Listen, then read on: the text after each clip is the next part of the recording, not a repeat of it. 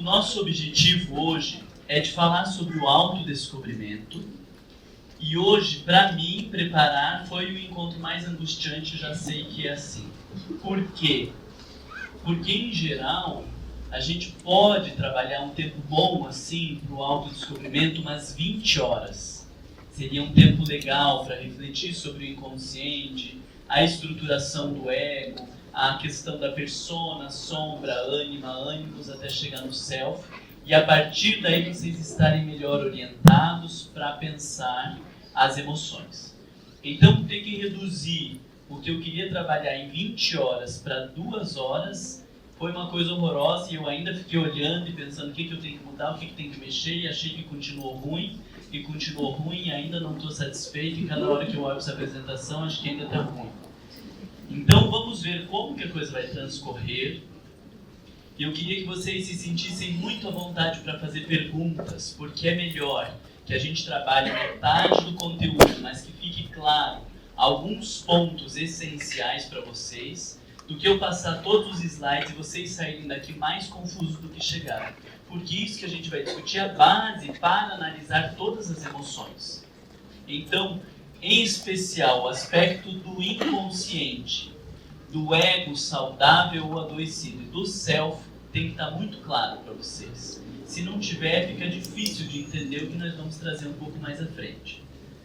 Vocês têm vergonha de levantar a mão e fazer pergunta? Vai fazer igual criança, achando que é só ela que não sabe, a sala inteira não sabe, e ela acha que é só ela que não sabe. Você não vai fazer isso, né? Nós dividimos então em 2 partes. O autodescobrimento, emoções e o autodescobrimento, para fazer uma abordagem geral a respeito do inconsciente, da estruturação do ego e do ego adoecido.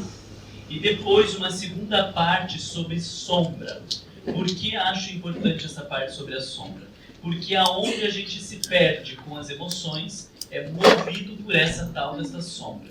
Então, quanto melhor for o nosso contato com o lado sombrio, ou pelo menos a intuição da existência dele, de que a gente precisa lidar com ele, mais fácil fica de lidar com as nossas emoções. Senão, nós vamos passar o resto da vida responsabilizando as pessoas pelas emoções que temos. Fulano me deixa com raiva, Beltrano me entristece. Não é o fulano que me deixa com raiva, nem me deixa alegre, nem o Beltrano que me deixa triste. Eu vivo esta emoção a partir destas experiências. Então, eu preciso entender o que acontece dentro de mim, não no fulano ou no Beltrano.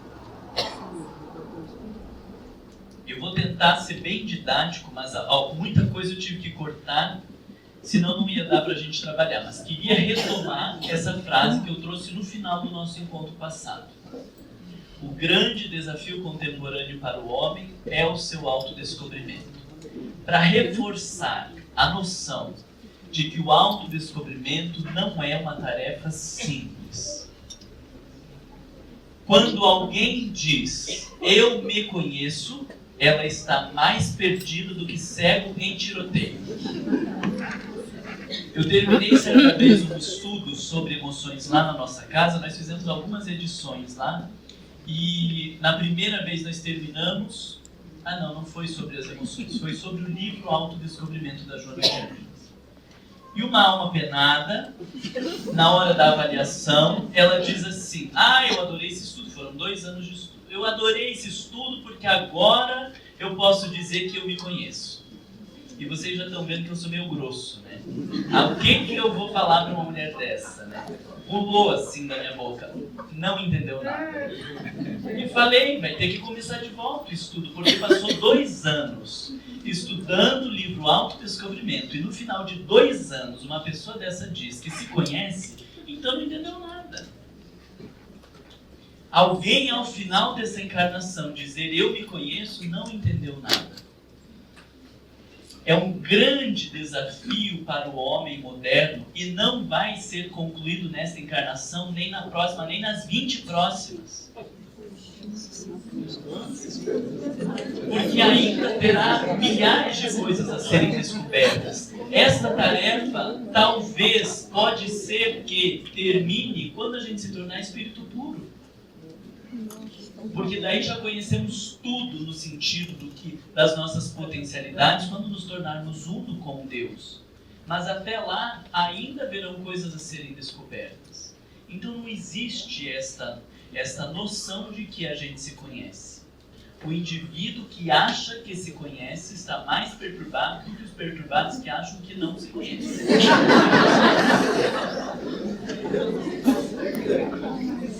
Eu não entendi por que vocês riram. Felicidade. Vocês entenderam que perturbado a gente sempre está, né? Ou a gente demonstra perturbação, ou a gente não demonstra, né? Mas sempre estamos. E aí eu gosto de reforçar a palavra desafio, que quer dizer que é algo que não é facilmente alcançado. A gente vai desafiar alguém a fazer algo que dificilmente ele consiga, senão não é um desafio. Então, para Joana de Ângeles dizer que o grande desafio é o autodescobrimento, ela está dizendo que não é tarefa para a maioria das pessoas. É para poucos. Para pessoas corajosas, dispostas a se enxergar por outro ângulo, a se conhecer de uma forma como não conhecia. Então veja que eu preciso deixar meu orgulho de lado, porque eu tenho que assumir que eu não conheço, que eu não sei. O orgulho vai por água abaixo quando eu tenho que rever. Então eu achava que, e agora vejo que não. E aí, quanto mais nós vamos enxergando coisas a nosso respeito, pior a coisa vai ficando. Porque vocês lembram que naquela escala do 1 ao 5, pensando na classificação dos mundos, nós estamos no segundo. Então nós temos muito mais do suposto mal, entre aspas, para conhecermos do que das virtudes. Então é perturbador, é difícil. Nós vamos fazer algumas outras coisas aqui para ajudar vocês a refletir sobre qual é a nossa postura frente ao autodescobrimento, mas queria trazer esse slide para reforçar que a coisa não é simples, não é fácil, não se faz de uma hora para outra e não se conclui. Autodescobrimento não é um lugar a chegar. Vê se vocês guardam essa ideia. Não é um lugar onde eu chego. Ah, cheguei, agora eu me conheço. Autodescobrimento é uma postura que nós precisamos ter perante a vida e nós mesmos. É uma postura de constante vir a ser, de constante descobrir. Então, quando diz, nossa, fulano, mas você é muito orgulhoso, a nossa tendência, ou pelo menos a minha, de dizer, eu orgulhoso? Olha, meu Deus, isso, aquilo, aquele outro. Quando nós temos uma postura de autodescobrimento, eu vou dizer por que ela falou isso. E aí eu vou pensar, sem obrigação de chegar em respostas rápidas. Porque pode dizer, mas ela está projetando, Marla ensinou lá a projeção, não sei o que, você está projetando, porque ela que é uma orgulhosa, não sei o que, não sei o que. Teve uma postura de se encontrar? Não. Teve uma postura de avaliar o outro. Tudo que a vida nos oferece pode ser uma possibilidade de autodescobrimento. Não quer dizer que tudo que a vida ofereça ou que as pessoas falem sejam verdades, é óbvio que não. Aos poucos a gente vai desenvolvendo um tanto de maturidade, principalmente em relação aos elogios. Porque as pessoas, quando querem nos ganhar, quando querem nos usar, elas elogiam. Ah, você que é inteligente, me diz aqui. Aí você não tinha nem tempo e nem saco para responder. Mas como disse você que é inteligente, aí você vai lá e dá toda a atenção para aquela pessoa. Aí você não percebe se foi um trouxa, usada, caiu pela boca, pelo elogio. Então a gente precisa ter uma postura de constante desejo de se descobrir.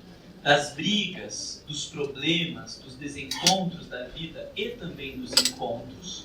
Tudo isso é possibilidade para nos conhecermos. As nossas amizades, os problemas de relações que temos, o ambiente de trabalho, tudo pode ser um caminho para o nosso autodescobrimento, desde que nós tenhamos essa disposição. E existem pessoas que são capazes de passar 2, 3 anos, 10 anos na terapia e não se conhecer, nem um passinho para frente.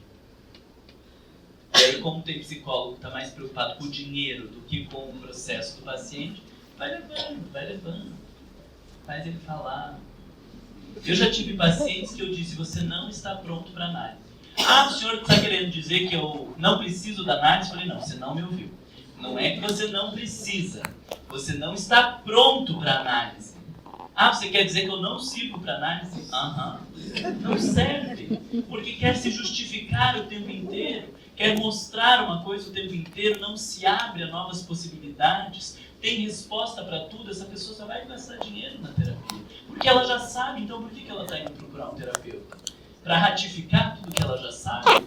Como eu disse para vocês, em alguns momentos eu sou grosso, eu prefiro dizer não está pronto do que ficar enrolando as pessoas, né? A maioria de nós não está pronto para o processo de autodescobrimento, por isso que ele se torna um desafio. Porque a gente ainda investe muito tempo e muita energia justificando, tentando mostrar algo que nós não somos, construindo uma aparência para sermos amados e valorizados pelas pessoas, e temos ainda muito pouca coragem de olharmos para dentro de nós. Diga. E assim, como é que eu identifico esse despertar para o autodescobrimento? Porque uma vez que tem uma escolha no sentido de eu preciso passar a me autodescobrir, como é que eu identifico e tenho esse despertar para o autodescobrimento? A grande maioria das vezes através do sofrimento. São dois caminhos, né? Freud, ele dizia que se a pessoa não tivesse o sintoma, era a porta de entrada para o inconsciente. Então, se ela não tivesse um sintoma, um sofrimento, que fosse mais doloroso e insuportável do que entrar em contato com seus conteúdos pessoais, ela não conseguiria entrar em contato com o inconsciente. Depois vieram outros autores e foram mudando um pouco essa lógica. Mas, em geral, o caminho que faz a gente se conhecer é através do sofrimento.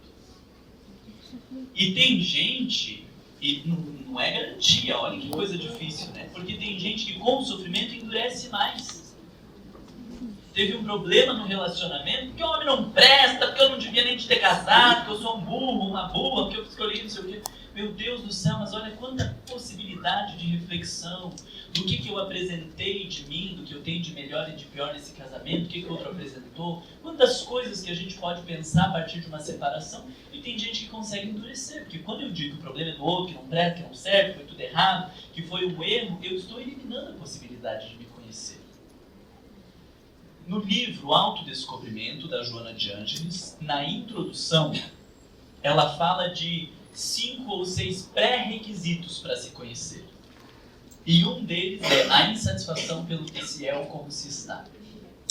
Então, de alguma maneira, a gente precisa estar insatisfeito com a situação atual para querer entender logo mais o que tem de novo dentro de nós. Eu não vou lembrar dos outros itens, né? Mas o que mais me chama a atenção para essa resposta agora é preciso ter uma certa insatisfação em relação a como nós somos ou estamos.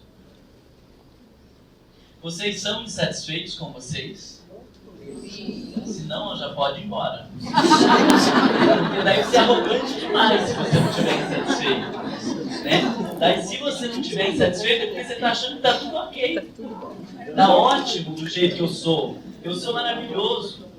Eu antes de casar, eu digo que o casamento para mim foi uma bênção, porque antes de casar eu dizia, bom, eu tenho uma questãozinha lá com orgulho, e depois que eu lidar com essa questãozinha aqui, eu já estou pronto para ir para a luz. Aí, 10 anos de casamento, descobri que estava pronto para ir para a luz, para começar a ver a luz no fundo do umbral, do não sei o que. Então as relações, elas são muito ricas para a gente se conhecer, se a gente desejar, senão a gente endurece e se perde. Allan Kardec, olha que coisa interessante, porque ele traz a questão do autodescobrimento de uma maneira muito interessante. Mas o que me chama a atenção porque ele está abordando a questão do autodescobrimento muito antes de Freud e de Jung. Porque o Livro dos Espíritos surge em 1857. O marco da teoria freudiana em 1900. Jung, com os principais textos, a partir de 1920, 1930, 40. E lá em 1857, quase 100 anos antes de toda a teoria junguiana, ele já estava estudando sobre o autodescobrimento. E aparece para nós no Livro dos Espíritos através dessa pergunta: qual o meio prático mais eficaz que o homem tem de se melhorar nesta vida e de resistir ao arrastamento do mal?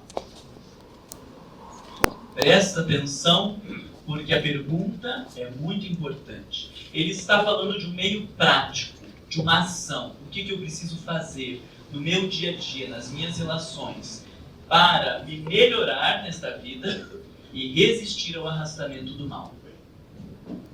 Quem de nós não deseja se melhorar e não ser arrastado pelo mal? Todos, né?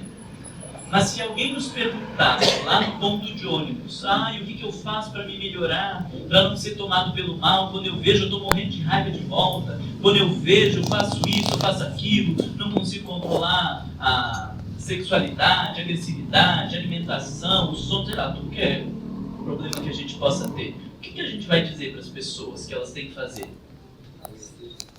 Não, vocês não vão falar se conhecer. O que vai falar assim, de pronto? Todo dia a gente Vai uma palestra, uma coisa melhor. Trabalhar. Vocês não convidam para vir no centro espírita? Vai lá no centro, tomar um passe. Reza, faz uma prece, orai e vigiai. Orai e vigiai. A gente não tem resposta pronta, né? Caridade, vocês não mandam a pessoa fazer caridade, vai fazer caridade. Não existia caridade, orai e vigiai. Passe, centro espírita ao tempo de Kardec, que ele não foi, os espíritos não deram essa resposta. Ou já existia? Já existia. Então, por que eles não fizeram uma lista com todos esses passinhos que nós falamos para as pessoas do que elas deveriam fazer? E disseram apenas: um sábio da antiguidade vos disse, conhece-te a ti mesmo. Por que eles não fizeram uma lista de um monte de comportamentos que devemos ter para não sermos arrastados pelo mal? E nos melhorarmos? Cabe cada um de nós. E a consequência. Adianta eu vir para o centro espírita e termina a palestra, eu digo: que pena, fulana que tinha que estar aqui. A palestra foi toda para ela. E cada semana a gente tem alguém, né? E a gente conhece muita gente, né? Cada semana tem alguém. Aí no dia que falou do Cristo interno, aí a gente sabe que aquela palestra é pra gente, né? Ou quando era da caridade, aí a gente sai dizendo: não, mas isso aí eu já estou fazendo, foi muito boa a reflexão, às vezes já faço. E quando é para remexer lá nas pendências, a gente sempre tem alguém para assistir a palestra. Adianta eu receber o passe. Tem 3 lugares aqui na frente, se vocês quiserem sentar aqui. Adianta eu receber o passe se eu estiver lá dentro pensando: ai, que Deus que abençoe meu marido, que é desequilibrado, aqui vai falar. Adianta. Quando eu estava trabalhando a raiva, eu não lembro que grupo que era, a mulher dizia assim: porque daí eu tive uma discussão, um problema com a fulana, e aí o que eu faço? Eu fico vendo ela envolta em luz, ela envolta em luz. Você ou ela? Mas ela envolta em luz. Ela não percebeu que quem estava precisando de luz estava na escuridão era ela. Adianta fazer a caridade quando eu acho que, através do meu ato caridoso, eu ajudo aquele pobre mortal e eu sou o maravilhoso que está tirando ele da dor ou do sofrimento? Se nós não reconhecemos que nós precisamos do outro para nos redimir de tantos equívocos, para aprender a amar e nos doar um pouco mais, eu preciso ter alguém, graças que existe alguém, para que eu possa exercitar essa tal da caridade. Eu agradeceria a ele por poder ajudá-lo e por estar numa condição que me permite ajudá-lo. Mas quando eu acho que eu sou o ó do Borogodó, eu faço a caridade e ainda fico esperando muito obrigado. E daí não diz: bom, mas é favelado mesmo, né? Se fosse educado, não estava onde estava. Cansei de ouvir esse tipo de coisa.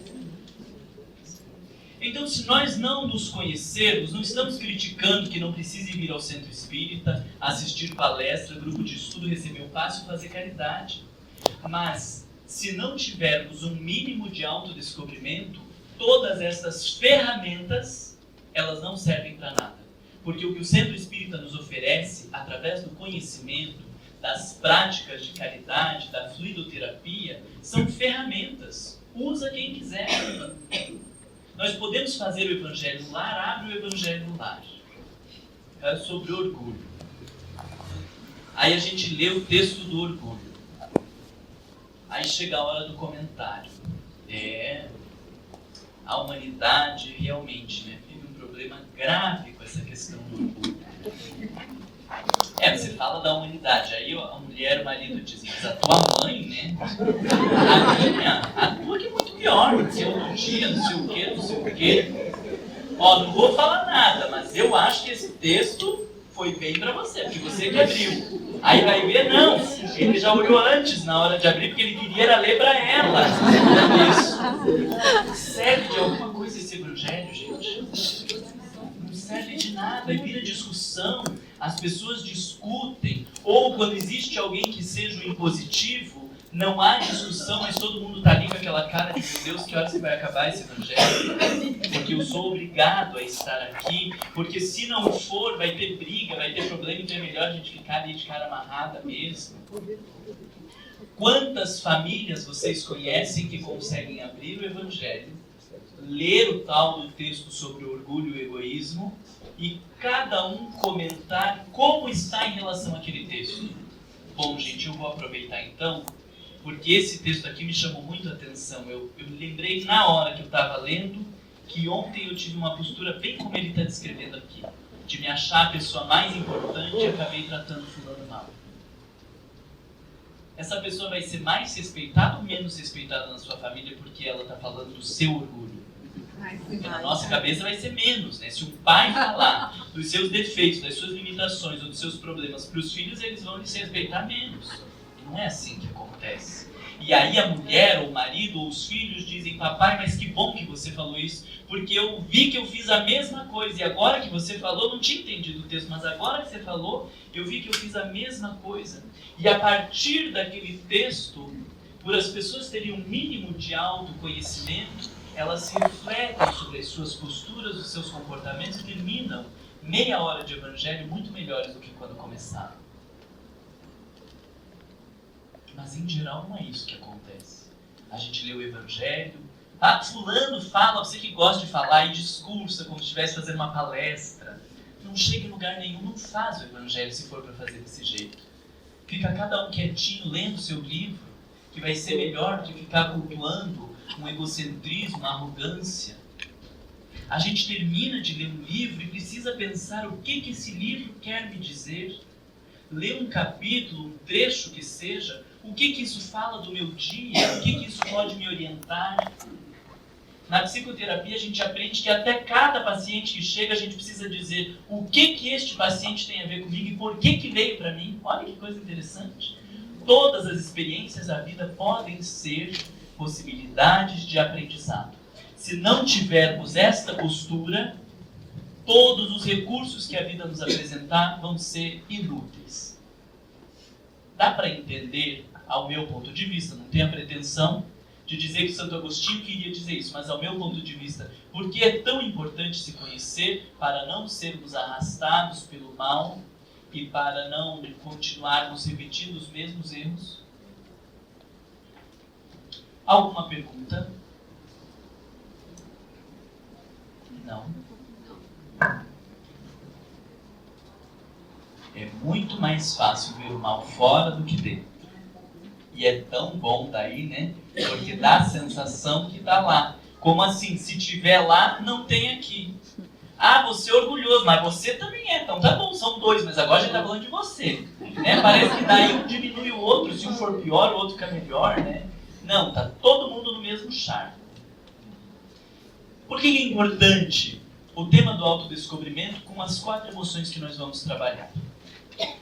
Essa estrutura, ou a ideia dessa estrutura, quem organizou foi o Alberto Almeida. Nós podemos pensar nas emoções básicas que nós vamos trabalhar: o medo, a tristeza, a raiva e a alegria. Depois, cada uma delas, nós vamos discutir a relação com o ego, como que isso se estrutura, o que tem a ver ou não tem a ver. Mas o que eu queria trazer melhor para vocês agora é pensar que a partir da forma como administramos os nossos medos, nós desencadeamos quadros de ansiedade.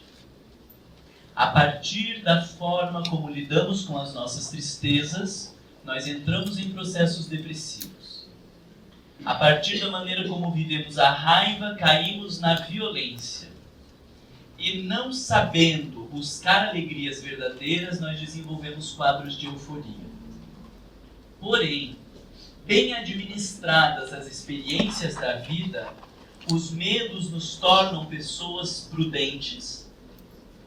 As tristezas nos fazem iniciar um processo de introspecção, que é fundamental para a transformação moral. A raiva se transforma numa energia chamada de ação lúcida para mudar aquilo que precisa ser modificado. E a alegria verdadeira nos faz sermos pessoas entusiasmadas com a vida e com os projetos que merecem investir energia. O que faz uma pessoa ficar triste não é a mesma coisa que faz outra ficar triste. Vocês concordam comigo?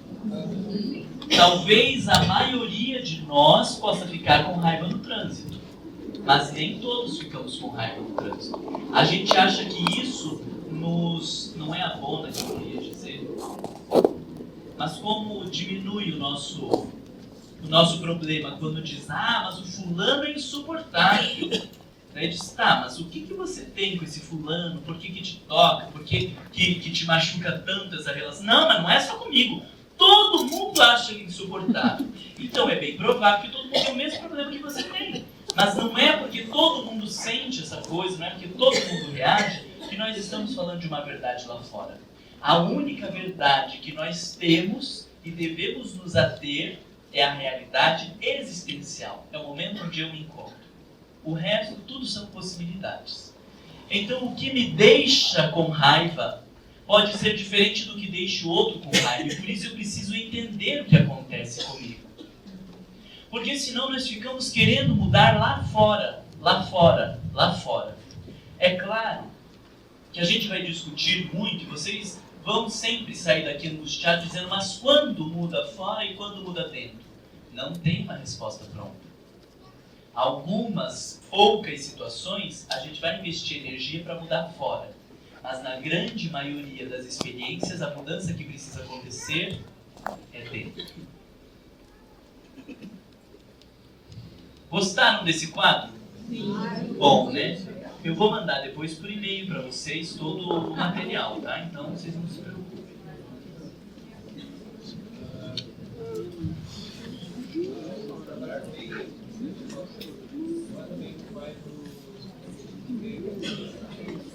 Sim, várias coisas. Ele diz trabalhar bem a tristeza.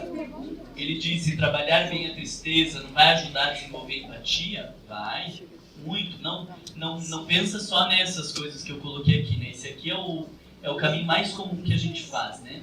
Mas trabalhar bem mesmo vai ajudar a desenvolver outros elementos, a tristeza, a raiva e a alegria. Várias coisas boas. E várias coisas ruins também. O medo também não desenvolve só os quadros de ansiedade, pode desenvolver outros tipos de transtornos, a tristeza pode desenvolver outros tipos de transtornos, somatização, a raiva vai desenvolver outros tipos de transtorno, tudo aqui. Esse aqui é só um geral, tá? O que é bacana desse slide é que ele permite que a gente consiga, inclusive, se localizar dentro do entusiasmo, ou do medo, ou da introspecção, porque são estágios, né? Aí você elencou de onde eu estou, talvez, para onde eu preciso chegar. No caso, a tristeza para a introspecção. Precisa. Esse é o caminho saudável. Esse é o caminho saudável. Por isso, quando nós temos ali os quadros de euforia, ansiedade, violência, depressão, isso você já pode anotar ali, não é nota de rodapé, é no título. Existe algum problema nesta estruturação egóica que precisa ser revisto. Não é fora, é dentro. Isso pode guardar. Eu só acho que vou voltar um pouquinho, mas... Não precisa pedir desculpa. Mas no caso de defeito, por exemplo, sei se é a palavra certa, mas o defeito moral, se o defeito moral é meu. Se eu consigo chegar a esse autodescobrimento e entender que tenho esse defeito moral, por exemplo, eu consigo entender a pessoa. Eu tenho raiva dessa pessoa porque ela é assim, na verdade, e o problema está comigo, certo? Mas a pessoa vai continuar agindo dessa maneira. Assim, eu descobri o meu defeito. Como é que isso é na coletividade? Porque eu me transformo. Eu acredito que, pela lei da atração, a gente Sim. entrar em... Pode ser que mude a relação, mas a gente só vai conseguir mudar com lucidez depois de se conhecer. Pode ser que num casamento, depois que eu me conheço um pouco mais, eu olhe e diga, eu entrei numa furada.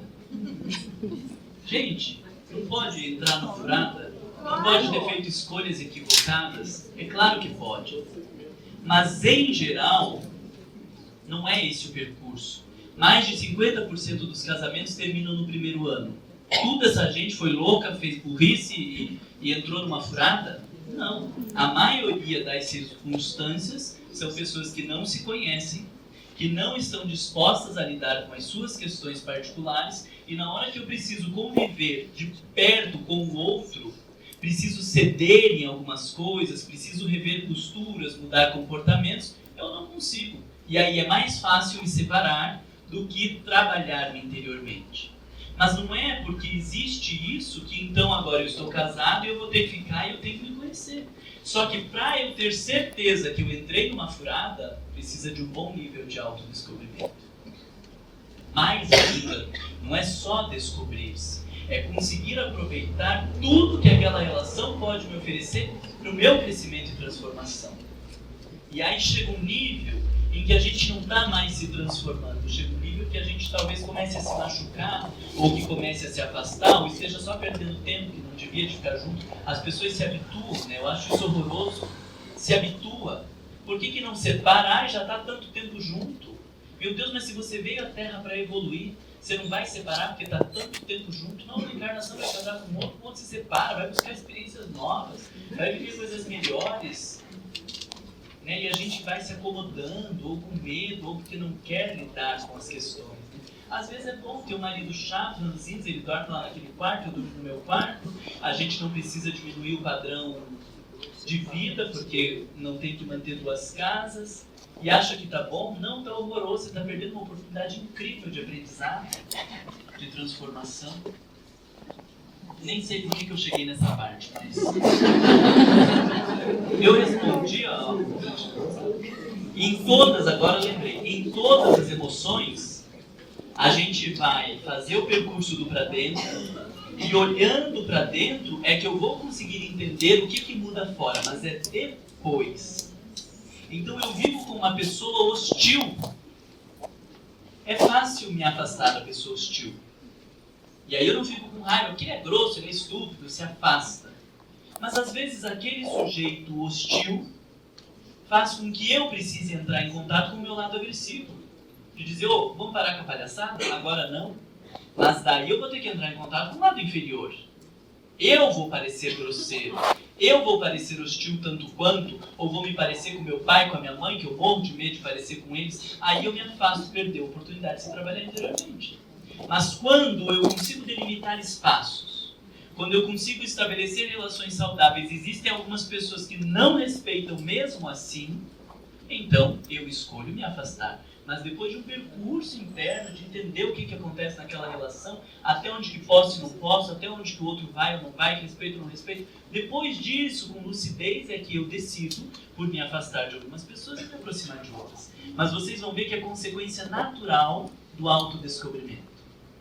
Natural. Não precisa nem pensar muito. Vai acontecendo. Nas relações conjugais, de repente, quando a gente vê, a gente já está separado. E aí olha e diz, bom, já estamos separados. A gente só formaliza aquela separação que já está.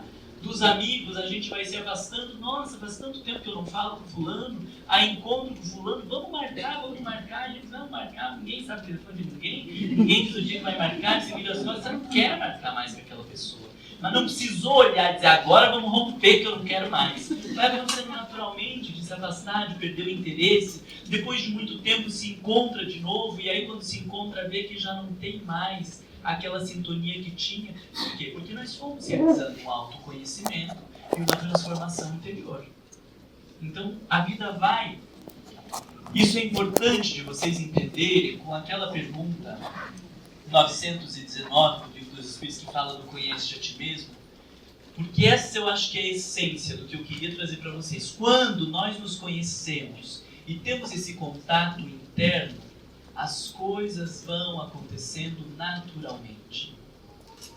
A gente não precisa ficar combatendo orgulho, não precisa combater inveja, não precisa combater raiva, não precisa definir se afastar desse ou se aproximar daquele. As coisas vão acontecendo naturalmente, sem saltos e sem grandes rompimentos, a partir do momento que nós nos conhecemos. Esse processo interno. Muitas vezes a gente ouve a questão da produção da serotonina, seria uma produção química também, porque o organismo deixa de produzir certas substâncias. Então você teria algum potencial a mais de tristeza, de medo, e assim por diante. Pelo que tu estás dizendo, então esse autoconhecimento também me auxiliaria nessas produções químicas que o meu organismo deixou de produzir ou está produzindo menos? Com certeza, porque se o organismo deixou de produzir, não é porque o cérebro está com defeito. É porque o espírito está adoecido. O cérebro, na nossa concepção espírita, ele é reflexo do espírito. Então, o médico vai fazer o exame, falta noradrenalina, serotonina, não sei o que e tudo mais, mas isso para nós é uma consequência do estado da alma do sujeito. E hoje, a ciência já tem comprovado muito isso, através da meditação, que isso interfere nos níveis de noradrenalina, de serotonina e tudo mais. Então, nós estamos vendo o quanto o estado mental ele interfere diretamente no nosso cérebro, nas emoções. Alguém tem alguma outra pergunta? Diga lá. Mauro, eu tenho uma dúvida, assim, ó. Você está falando dessa dificuldade do autoconhecimento, dizer, nessa encarnação, né? Mas eu acho que ele fica muito mais difícil quando você pensa em vidas, todas as outras vidas que o espírito já viveu, né? E muitas vezes a gente pode estar passando por provas, expiações, né?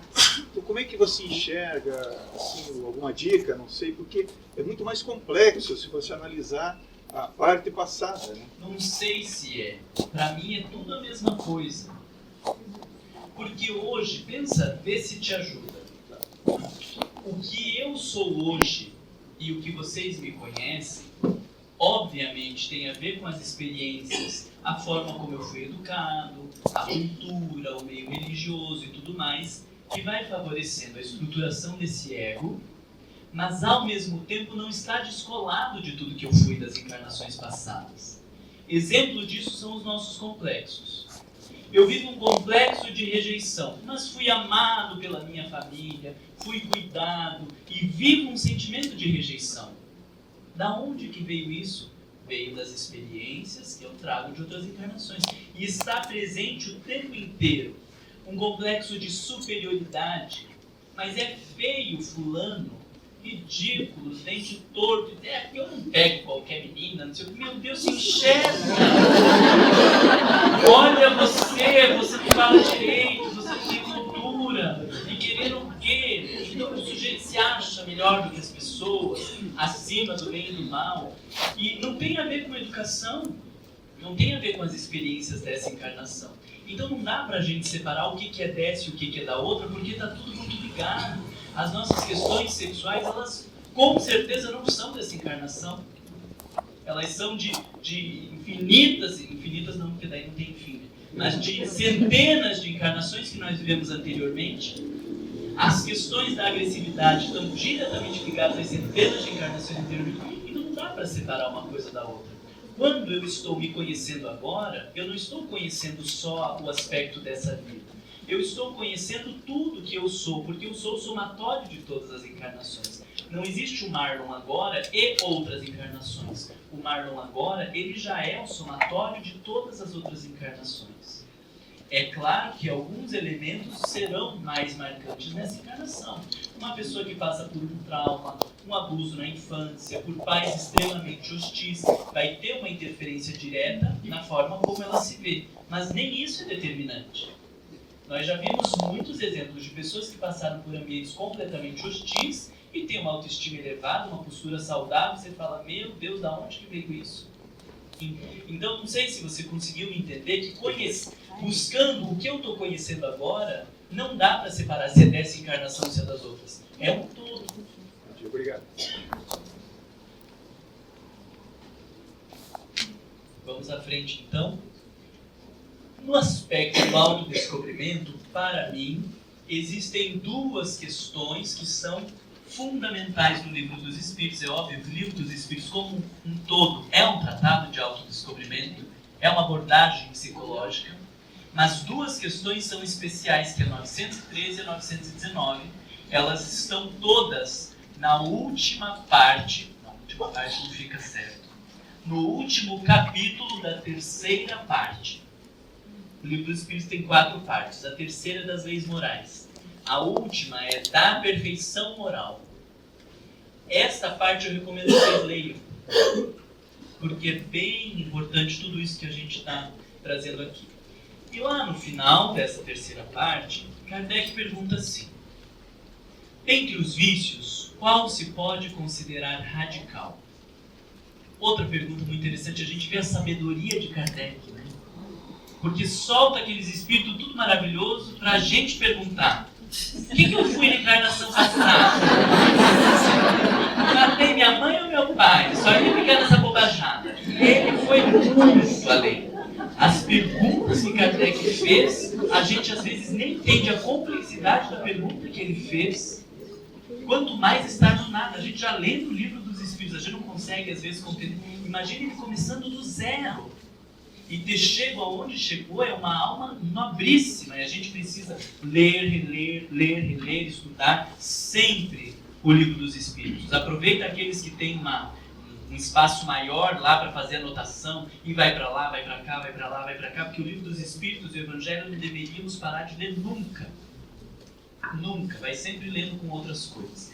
E essa questão é muito importante para analisarmos as emoções. E foi o que eu tomei como base para fazer a análise das emoções.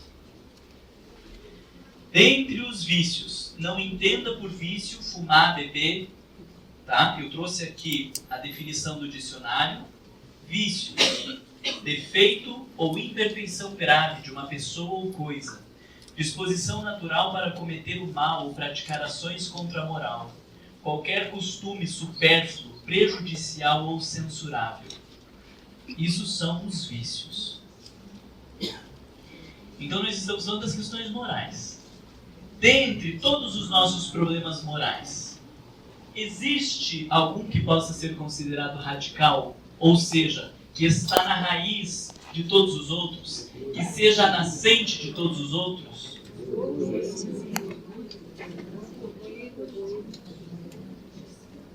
Ó a grosseria dos espíritos. Nós o dissemos muitas vezes, o egoísmo. A resposta é um pouco maior. Eu trouxe só 3 parágrafos, por isso que eu digo, vamos ler e refletir sobre isso. Daí deriva todo o mal. Estudai todos os vícios e vereis que no fundo de todos está o egoísmo. Inutilmente os combatereis e não conseguireis extirpá-los, enquanto não houverdes atacado o mal em sua raiz. Tendam todos os esforços para ele, pois esta é a verdadeira chaga da humanidade. Olha que coisa mais linda. A clareza com que os Espíritos nos falam de para onde devemos colocar a nossa atenção, focar a nossa energia no processo de transformação moral. Do egoísmo deriva todo o mal. Estudai todos os vícios e vereis que no fundo de todos está o egoísmo. Inutilmente a gente vai combater outros e não vamos ter êxito enquanto não atacarmos o mal em sua raiz. Essa resposta é fantástica. Que aí a gente vai ficar se esforçando para ser humilde. consegue ser humilde se esforçando? Não consegue. Consegue uma máscara de humilde, que eu falei para vocês. Então a gente fala baixo, a gente aprende que não pode falar com o pescoço, porque aqui é arrogância. Vocês percebem que eu sou arrogante? Arrogância. Aí a gente aprende a falar com o pescoço por baixo. A gente fala meu irmão, minha irmã, vira com a cabeça. E aí a gente vai se tornando humilde. Onde você quer jantar? E tanto faz. Você gosta disso daqui? Qualquer coisa tá bom. Você não tem direito de escolher nada mesmo, né?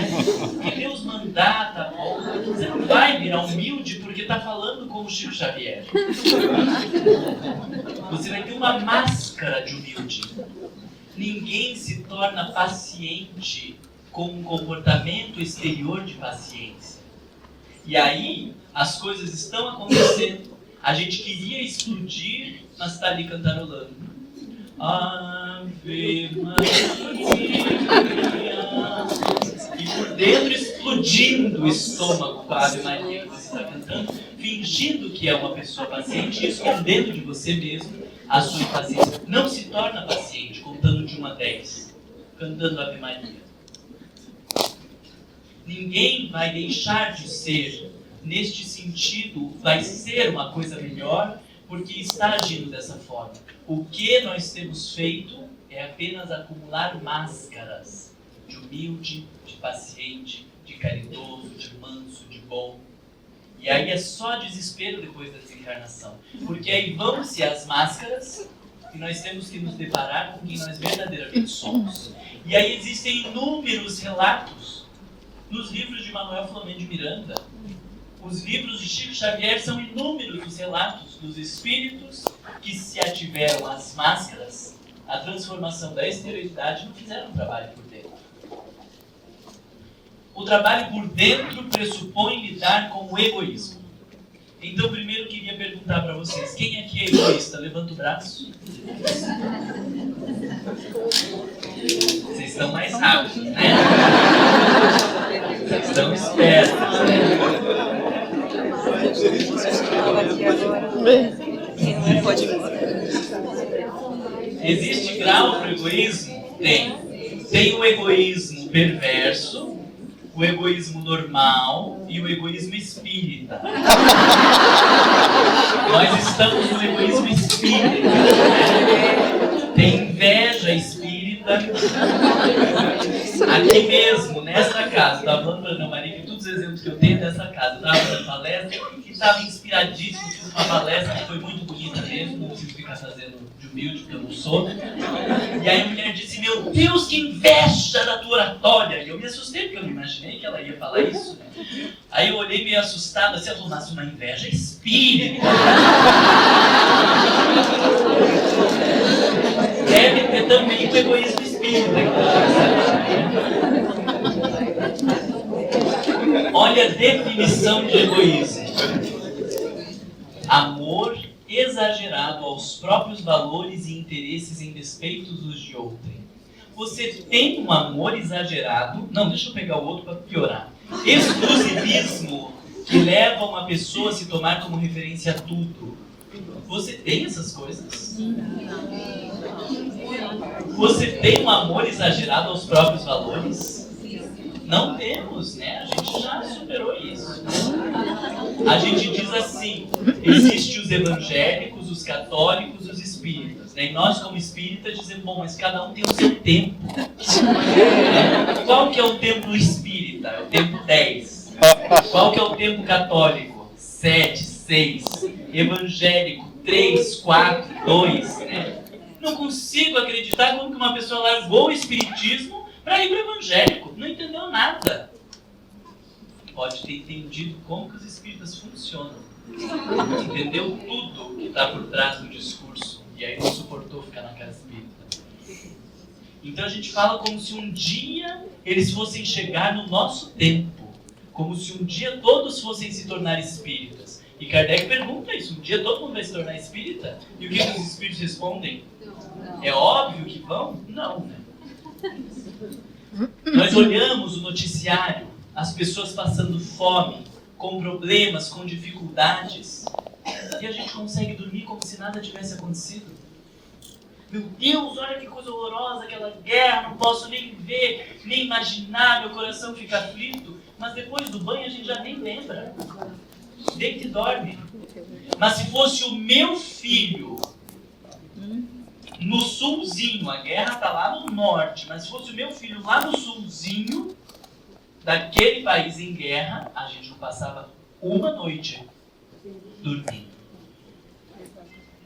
Então não é um amor exagerado aos nossos próprios valores, interesses e despeitos do de outro. Se fosse o meu filho passando fome, drogado, a gente vira o mundo para que as coisas aconteçam. Mas o filho drogado dos outros é só um sem vergonha. Nós temos um amor exagerado. E é por isso que estamos aqui. Só que o problema é que isso está tão presente nas nossas vidas e nas nossas relações que nós normalizamos o egoísmo e o orgulho. E quem não vive esta normose, este processo de adoecimento, destoa. E a gente é tão cretino que às vezes a gente constrange quem destoa para melhor. Porque senão a gente vai ter que se deparar com as nossas próprias questões, vai ter que mudar. Eu tenho muito tempo que eu faço palestras e tudo, viajo, e é incrível como tem gente que quer pôr a gente para baixo. Mas não sei como que você aguenta fazer tanta palestra. Meu Deus do céu, mas custa incentivar. Que bom que faz, que ajuda, quer que faça alguma coisa, revisar seus slides, fazer alguma coisa. Credo, não sei até quando que você vai aguentar com esse ritmo. Como se fosse o certo a gente passar o fim de semana em casa, sem fazer nada, assistindo Faustão.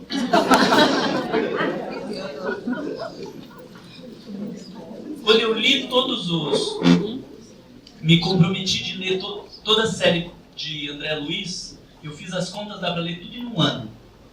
Só no finzinho da noite, lendo 8 a 12 páginas, todas as noites, não é muito, né? 8 a 12 páginas. Dá para ler a série de André Luiz inteira em um ano. Também, você não tem filho, também não sei o que. Aí todo mundo para meu Deus do céu, mas por que isso? Porque o normal é não ver, é não escutar, não se dedicar, não fazer diferença no mundo. E a gente se acostumou com isso. Então isso é um processo de adoecimento, mas como está todo mundo adoecido, como um monte de gente no hospital psiquiátrico, a gente acha que está saudável. Mas precisa lembrar que está no hospital psiquiátrico. Que está num hospital. Que está todo mundo em tratamento. Nós podemos entender o egoísmo como duas palavras somadas. A primeira, ego, e a segunda, ismo. A palavra ego refere-se à experiência que uma pessoa tem de si mesma, como centro de vontade, de desejo, de reflexão e ação. Quando eu pedi para vocês responderem quem sou eu, a resposta que vocês deram é uma partezinha desse ego, nem todo ainda, uma partezinha deste ego.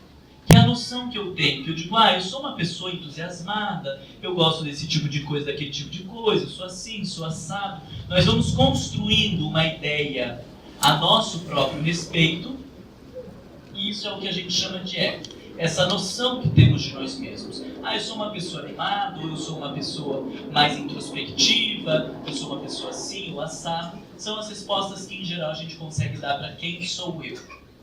Essa pergunta, deixa eu só fazer um parênteses antes que eu esqueça. A pergunta, quem sou eu gostaria que vocês fizessem ao longo de todos os encontros que nós teremos. Porque a resposta que vocês têm para o quem sou eu antes deste encontro já não deve ser a mesma depois deste encontro. E depois que nós estudarmos o medo, a resposta já não deve mais ser a mesma. Vocês têm que ir ampliando este quem sou eu. A cada encontro é preciso que vocês vão conseguindo ampliar. Se não estiver ampliando a resposta, ou é porque a primeira resposta foi extraordinária, isso é maravilhoso, não precisava nem estar vindo no curso, ou porque você não está conseguindo aproveitar. Tá? A cada encontro continue se perguntando quem sou eu, para ir ampliando essa resposta.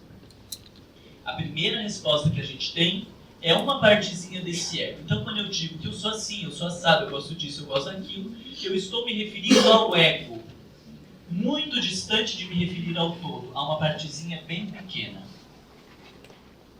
Stein diz, o ego focaliza a consciência humana e confere à nossa conduta consciente suas determinações e direção. Então, quando eu digo eu vou fazer aquilo outro, isso é porque existe esse ego estruturado.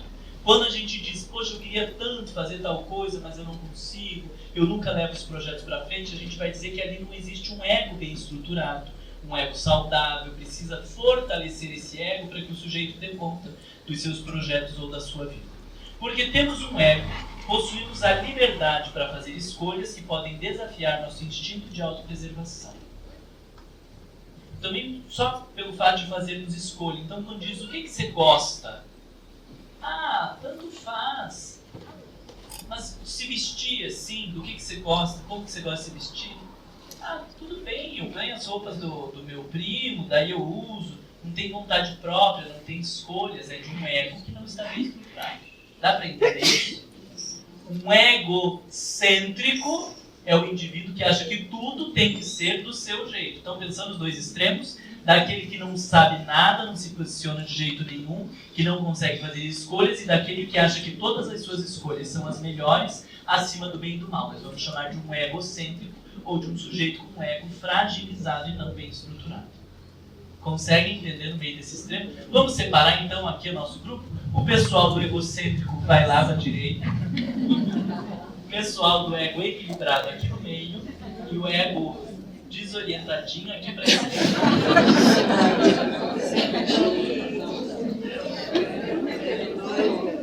Já estão? A Heloísa aqui no meio diz, acho que deu certo.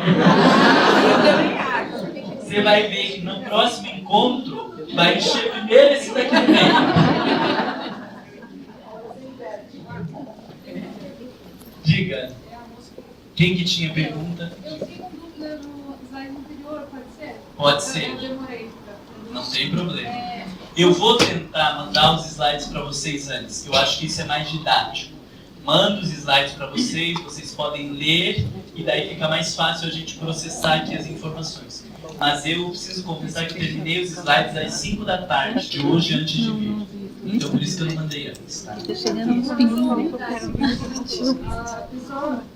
né, vai falar no lance tudo. Eu me coloquei um pouco na situação. Mas qual seria o melhor exercício? Você está se morrendo de raiva, mas não seria um exercício você tentar não gritar, você tentar falar baixo, tentar Ave Maria?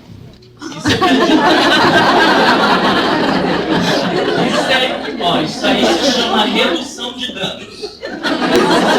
Então assim, entre pular no pescoço do sujeito e rezar Ave Maria, é claro que é melhor rezar Ave Maria. Mas o que eu queria que vocês entendessem não é rezando Ave Maria que vai se tornar uma pessoa paciente. Quando a gente for analisar a raiva, vocês vão entender bem isso. Que não é combater o efeito. A hora que eu estou lá tomado pela impaciência ou pela raiva, isso é um efeito. Então eu brinco que é redução de danos porque vai diminuir esses efeitos e já é bom.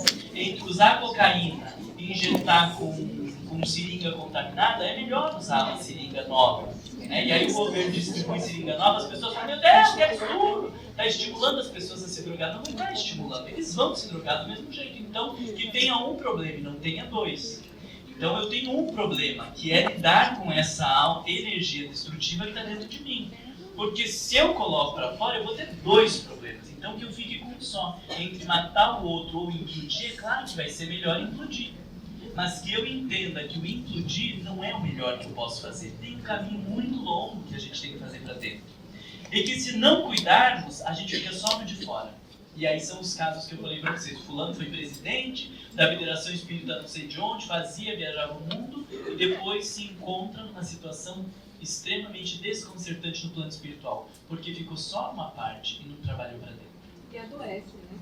E adoece, aí o corpo adoece. Mas se adoece, né, Luciano, tem um monte de remédio, a gente vai tomando. Tem remédio para câncer, para isso, para aquilo, tudo. E daí a ciência vai desenvolvendo os remédios, vai surgindo outras doenças e assim a gente vai indo. trata o plano físico só, infelizmente. Os nossos problemas físicos, eles passam muito por aí, né? A gente toma o remédio para ver se desfaz do problema. Mas ninguém pegou depressão porque estava sentado do lado de um depressivo no ônibus. Eu estava tão bem. Deprimido. Deprimido porque sentou do lado do depressivo. Né? Todos os problemas que a gente tem gastrite. E aí lasca. Como que toma para quem tem gastrite? Omeprazol, né? Vamos dividir aqui, não dá para dividir, né? Quem toma omeprazol e quem não toma omeprazol. Quem não toma omeprazol vem aqui pro palco. E daí a gente banaliza. Ao invés de mudar posturas, alimentação, comportamentos, buscar uma vida mais saudável, a gente lasca o omeprazol. Aí ouvi uma mulher dizendo que tem os estudos do omeprazol que interferem no cognitivo, pode desencadear o Alzheimer e tudo mais. Agora o que a gente vai tomar? Você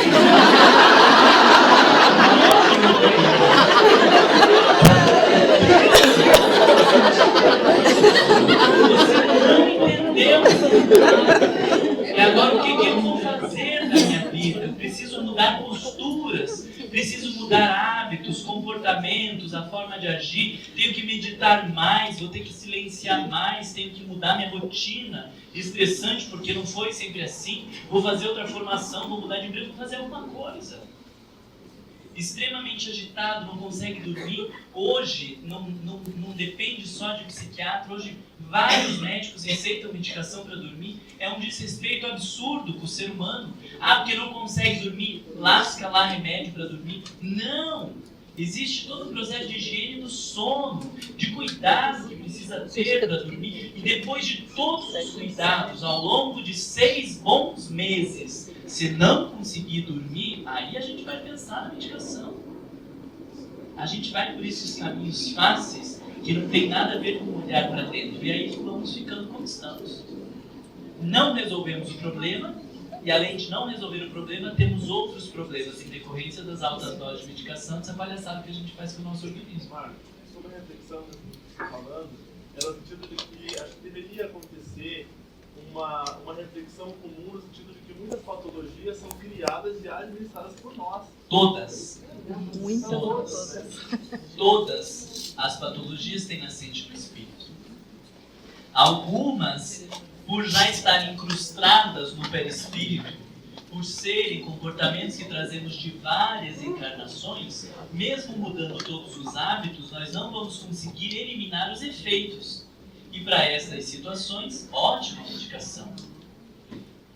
Para estas situações é ótimo, porque não há como.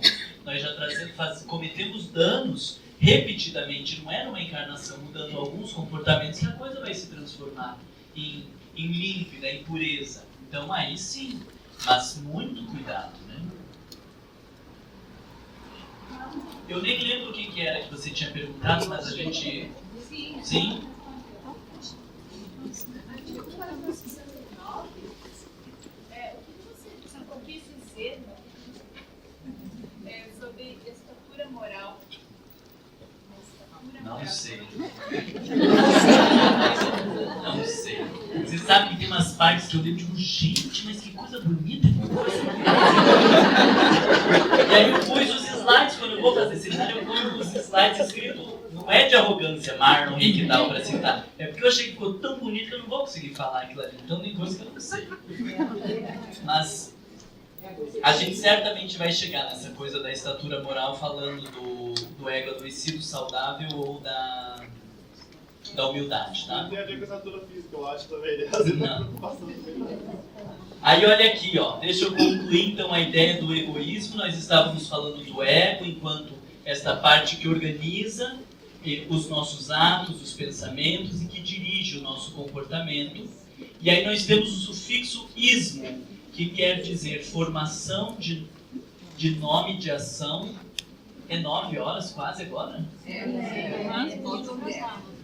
Deus.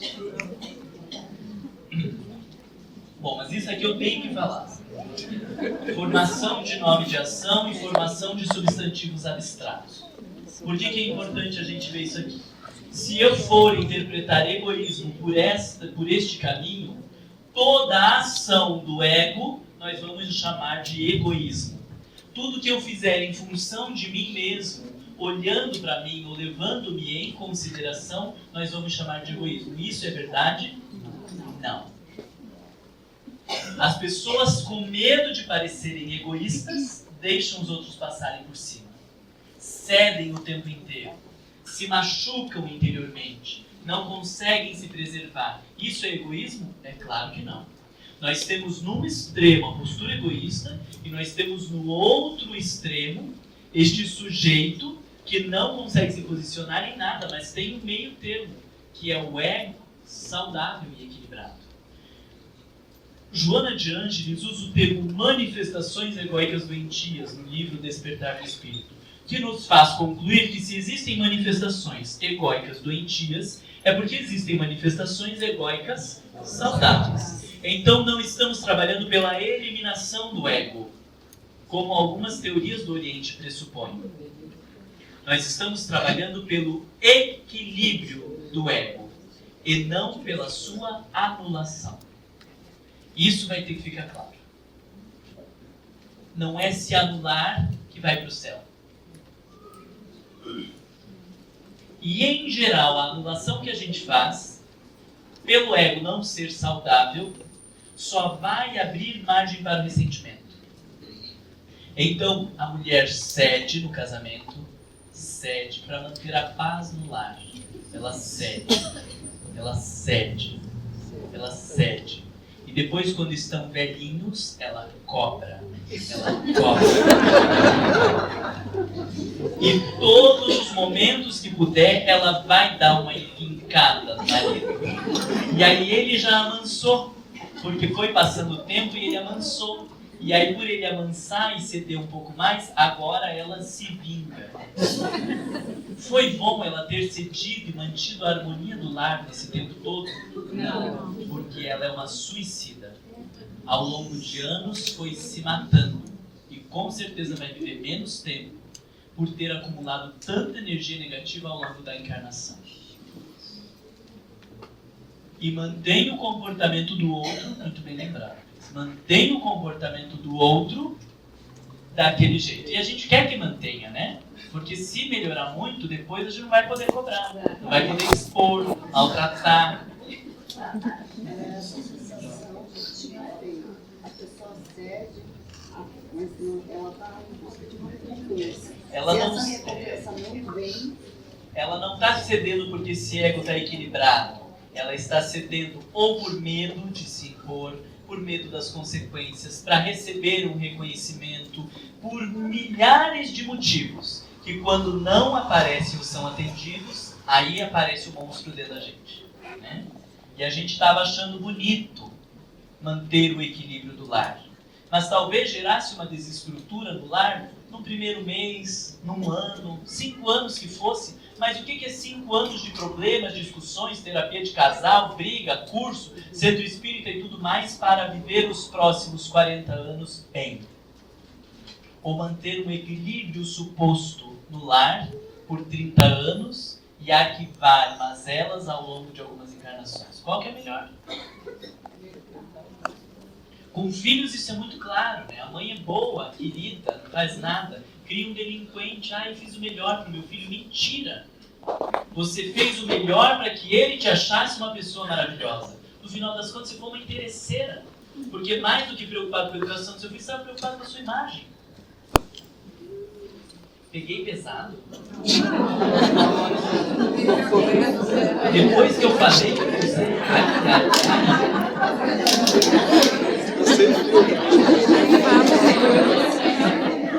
ainda bem que não está gravando. Olha aqui. E futuramente... mas é claro que ela cobra. É óbvio que ela cobra. Eu dei tudo para vocês. Eu dei a minha vida. Eu larguei o meu trabalho. E é isso que vocês me dão em troca. Ela revelou que ela estava fazendo uma troca. Né?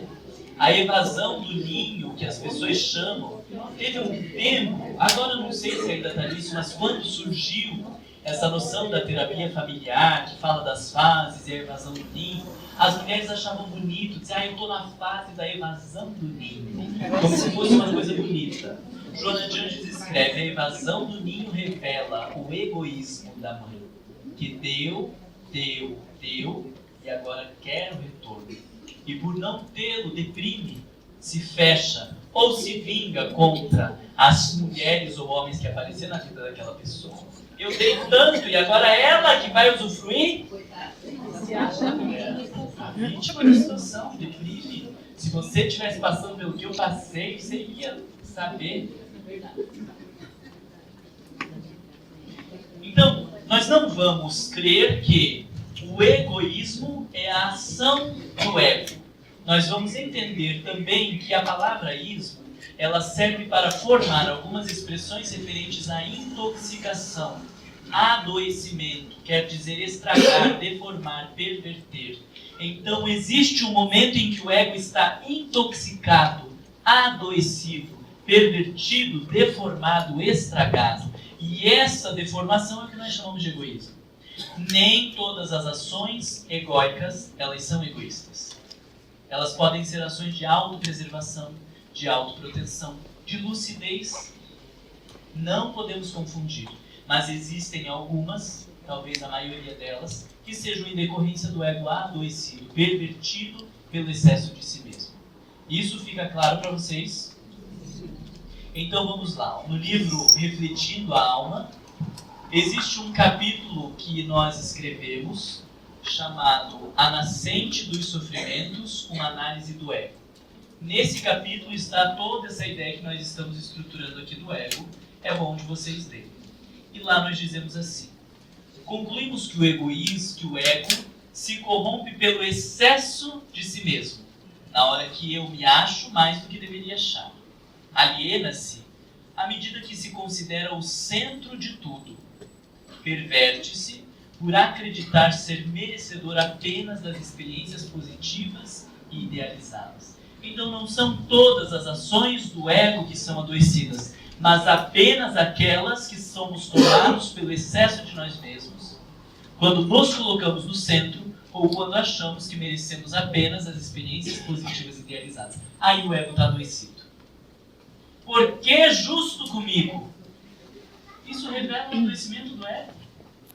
O que eu tenho de melhor que não poderia ser eu? Mas tantos filhos, justo meu, que você é melhor do que os outros? Então isso revela um excesso de si mesmo. Porque eu poderia dizer, por que não comigo?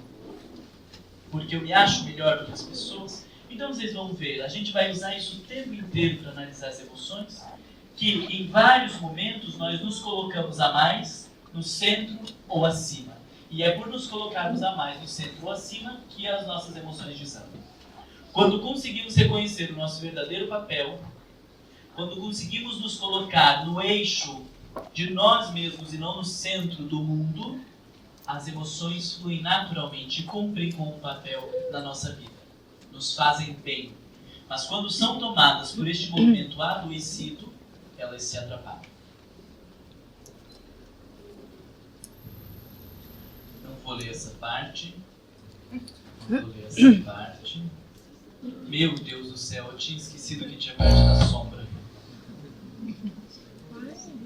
Mas eu falei para vocês que eu precisava falar, da sombra. Eu tenho que estar em Jaraguá às 9. Se vocês vierem aqui amanhã às 5, das 5 às 8 a gente faz daí a parte da sombra. As emoções e a sombra. Muito bem. Nós vamos passar mesmo que seja rápido. Mas o ruim é que vocês vão sair mais perturbados do que vocês chegarem. Tem um ano inteiro para resolver. Então vamos lá. Aguenta firme. Quando que é o nosso próximo encontro? É em abril, né? 9 de abril. 8. Não é 9, é 8.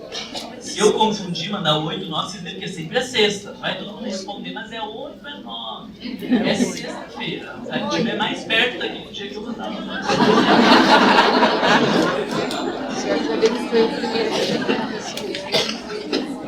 Olha que legal. Todo ego tem uma sombra. Então nós estávamos falando do ego, e aí agora nós vamos... Eu me vejo enquanto aquele eguinho. E agora nós vamos somar um elemento a mais, que é a sombra. No quem eu sou, eu me vejo como ego, e este quem eu sou tem que ser ampliado pela sombra.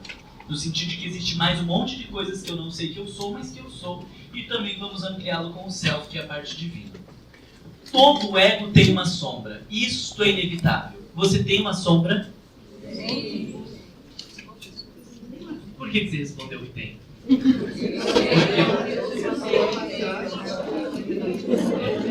Tá bom. A maioria das pessoas, olha só, a maioria das pessoas não sabe que é tão egocêntrica e egoísta quanto na realidade é. E quer aparentar ser altruísta e ter o total domínio dos seus apetites e prazeres. A tendência das pessoas é antes para esconder tais traços dos outros e de si mesma por trás de uma fachada que as mostre como esperam que os outros a aceitem. Eu queria falar tantas coisas disso aqui, mas não vou falar. Essa imagem eu acho fantástica. A carinha do menino por fora. Todo mundo carrega uma sombra, e quanto menos ela está incorporada à vida consciente do indivíduo, mais negra e densa ela é. Tudo aquilo que nós rejeitamos do nosso comportamento não deixa de existir. Não fique com raiva de mim por estar falando isso. Fique com raiva de Freud, de Jung, eu só estou repetindo. Quando você reprime a sua sexualidade, você não resolveu. Você só reprimiu. E em algum momento da sua vida, nesta encarnação ou na próxima, você vai ter que lidar com ela. Quando você reprime a sua agressividade, a vaidade, o orgulho, qualquer destes conteúdos que você reprima, você não está resolvendo. Por isso, em determinado momento do desenvolvimento da ciência espírita, eis que Joana de Ângeles traz a psicologia. Para não nos tornarmos moralistas, não pode ser orgulhoso, não pode ser sexualizado, não pode ser vaidoso, não pode ser invejoso. Nós nos tornamos moralistas. O que Joana de Ângeles vem dizer, não interessa, pode, não pode, vai precisar lidar com esses conteúdos. E ela fundamenta a grande parte da teoria que ela chama de psicologia espírita, não enquanto prática profissional. Psicologia espírita enquanto uma vertente de estudos psicológicos, tendo como base o espírito. Ela usa muito do Jung, e ele nos coloca que quanto mais obscura estiver essa sombra, quanto mais desconhecido estiver esse nosso lado, quanto mais nós desejarmos rejeitá-lo, mais denso ele se torna. Imagine um animal, um cachorro, que se nós tratamos com amor, com carinho, com cuidado, se torna dócil. Tem um monte de pitbull aí dócil. Mas se você pegar o mesmo cachorro e colocar num quarto escuro, não tiver contato afetivo, carinho, não tiver alimentação e tratá-lo na paulada, ele vai se tornar um monstro, por menor que seja. Essa é a relação com os nossos conteúdos íntimos. Se não conseguirmos nos relacionar, olhar, cuidar e tratá-los, eles vão se tornando monstros. E quando o indivíduo é tomado pela sua sexualidade descompensada, ele vai dizer, tá vendo? Eu preciso rezar mais e reprimir mais, porque olha o que eu fiz. Nós lembramos do caso de uma pessoa que reprimiu a sexualidade espírita, né? A gente não fala de sexualidade no centro espírita, então cada um que se vive com a sua enfia onde conseguir. E alguns conseguem, né? Em algum lugar, outros conseguem enfiar. E aí um rompante, depois de anos sem relações sexuais, ele sai e tem relação com o primeiro que aparece, que encontra de carro com carro, olhando, foi, vai pro motel e aí pegou AIDS. Qual que é a tendência do sujeito a pensar? Tá vendo? Não podia ter dado espaço para minha sexualidade. Tem que reprimir mais, tem que rezar mais, porque quando ela apareceu, ela me destruiu. Mas a perspectiva da psicologia analítica é o oposto. Se tivesse contato com a sua sexualidade, não tinha sido tomado por esse comportamento. inadvertido. Se tivesse contato, a sombra não estaria tão densa e não te levaria a estes comportamentos em todos os temas da vida. Quanto maior contato com a sombra nós tivermos, mais equilibrado, sob controle ela vai se manifestar. Quanto mais agressiva, impulsiva e compulsiva ela se faz, é porque nós estamos desconhecidos nesse mundo interno. Isso fica claro para vocês? Porque a sensação é que a gente vai piorar, mas não vai piorar. Vai harmonizar. E aí, para vocês ficarem bem felizes, Joana de Ângeles, em Busca da Verdade, diz: não são poucos os indivíduos que se refugiam em ideais, especialmente nas doutrinas religiosas, como evasão da realidade, adotando comportamentos nobres, no entanto mascaradores dos seus conflitos. Quantos de nós somos nobres ou estamos apenas adotando comportamentos nobres? Porque se estivermos apenas adotando comportamentos nobres, nós estamos nos mascarando. E por estar mascarando, não estamos tratando. Não estamos fazendo apologia à maldade, à sexualidade, à arrogância, porque o Marlon falou que tem que ter contato mesmo, vamos viver e é assim que eu sou. Não foi isso que eu falei. Relação interna com os nossos conteúdos não quer dizer sair atirando para qualquer lado. Mas se eu não tiver contato e se eu negar para mim mesmo, eu vou estar mascarando. E por estar mascarando, eu não estou tratando. O objetivo é tratar. E para tratar, precisa conhecer. E não é em uma encarnação. Muito menos de uma semana para outra. Eu já tive pacientes que daí começavam a entrar em contato com a sombra. E aí dizia assim, nossa, daí vinha na outra semana. Lembra aquele conteúdo que eu te falei? Ah, já está bem melhor já. Agora já consegui lidar. Lidou? Sim, reprimiu. Os nossos principais temas a gente vai lidar a vida inteira e não vai estar equilibrado e harmonizado se não se transformar no espírito puro. Nós precisamos ter consciência do que vai dentro de nós. Mas não quer dizer que a gente vai se transformar em espírito puro de uma encarnação para outra. Eu acho que essa ideia eu já fiz com que vocês... eu ia dizer na encarnação passada. No mês passado, vocês já se livraram dessa ideia. Só diante do que você falou, então eu posso compreender que se eu, uma vez consciente do livre-arbítrio, eu tenho como responsabilidade viver e sofrer as minhas convicções, porque assim eu me torno responsável pelas minhas escolhas e consigo administrar isso. Inclusive o sofrimento, as escolhas... Nem sei como que vai administrar, né? Porque fala administrar, parece uma palavra bonita, administrar. E eu não sei se a gente consegue administrar os impulsos da nossa alma. Vocês já leram Um Homem de Bem? Lá no Evangelho? E vive de acordo? Não. Se conseguisse administrar a vida, vivia de acordo com o homem de bem. Por que não vive de acordo? Porque mostra que a nossa vida não se submete à racionalidade. O dia que a gente conseguir administrar todas as nossas forças e impulsos, a gente vai estar muito longe da Terra. O indivíduo que consegue administrar tudo isso, ele já está bem lá para frente. Mas nós vamos buscar e nos esforçarmos. Porque o que Kardec diz, reconhece-se o verdadeiro espírita, porque ele administrou suas más tendências, é isso? Não. Reconhece o verdadeiro espírita pelo esforço que faz para domar suas más tendências. Olha que legal, por definição, para ser espírita tem que ter más tendências.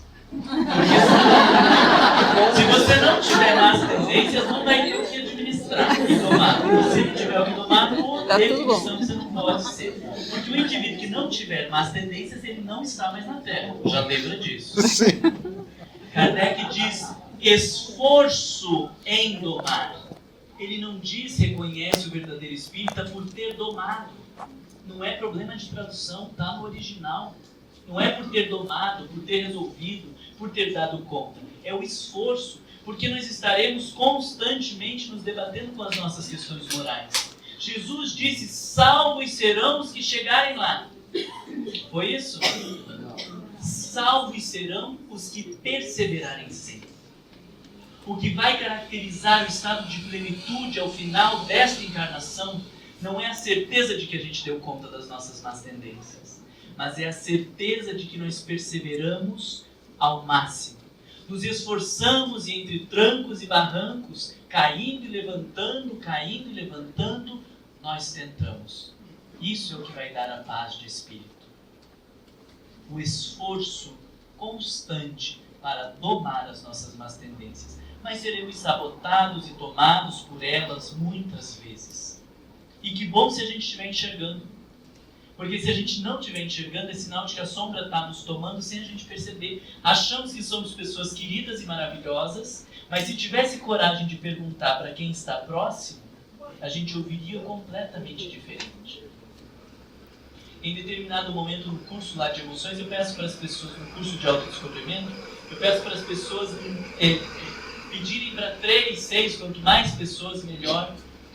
Quais são os meus defeitos, quais são as minhas virtudes, quem sou eu para você?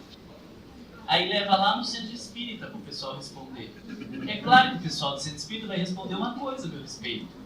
Pergunta para o filho, para o marido, para o pai, para a mãe, é outra coisa, mas aí não deu tempo de levar para eles.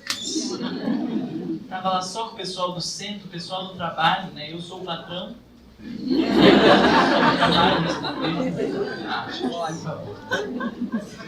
Eu vou trazer 4 perguntas para vocês e vocês não vão ter tempo de responder agora, mas queria que vocês ou anotassem ou, chegando em casa, eu vou mandar os slides para vocês pensarem.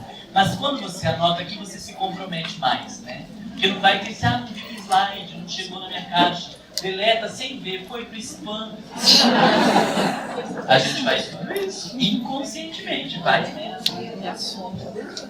A primeira pergunta, não precisa escrever tudo, mas só põe uma palavra aí para você lembrar. Como você imagina que deve ser para que as pessoas te aceitem e gostem de você? Como você imagina que deve ser para que as pessoas aceitem ou gostem? A resposta a isso vai falar das suas personas, de tudo aquilo que você acredita que precisa mostrar para o mundo para ser bem visto e valorizado. A gente vai perder muito com o exercício quando eu vou falando para vocês das respostas, aonde as respostas nos levam. Mas eu vou acreditar que vocês vão se esforçar. Porque agora estas perguntas, elas falam um pouco mais de dentro da gente. Talvez seja importante você já ir pensando um pouco na resposta. Qual imagem você não gostaria que as pessoas tivessem de você? Pensa pelo menos uma resposta. Qual imagem você não gostaria que as pessoas tivessem de você? Não tive tempo, estava anotando a pergunta. Não se sabote. Pensa, qual imagem você não gostaria que as pessoas tivessem de você? Conseguiu pensar? Uma resposta só, que você não gostaria que as pessoas tivessem de você.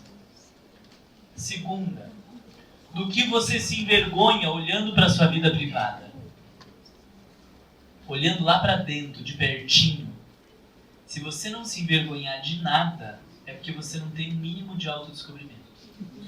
Não é brincadeira, é bem verdade.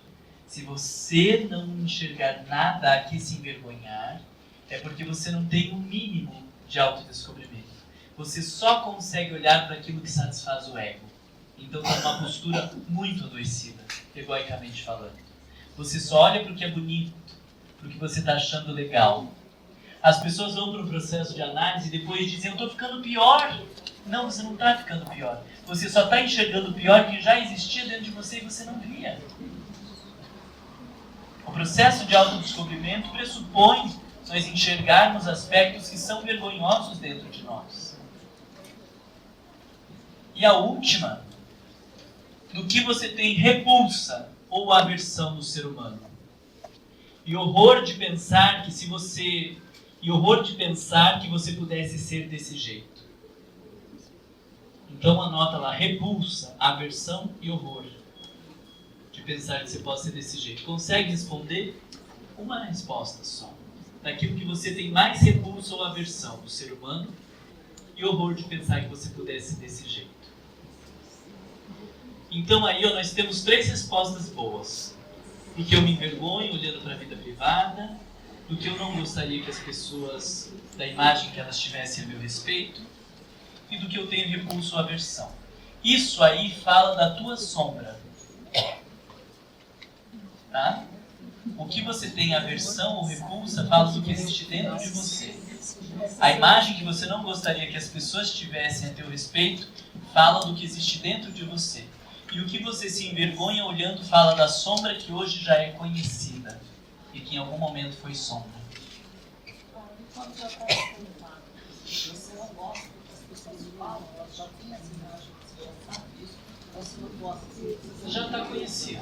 Daí tá bom, mas tem muito mais ainda para conhecer.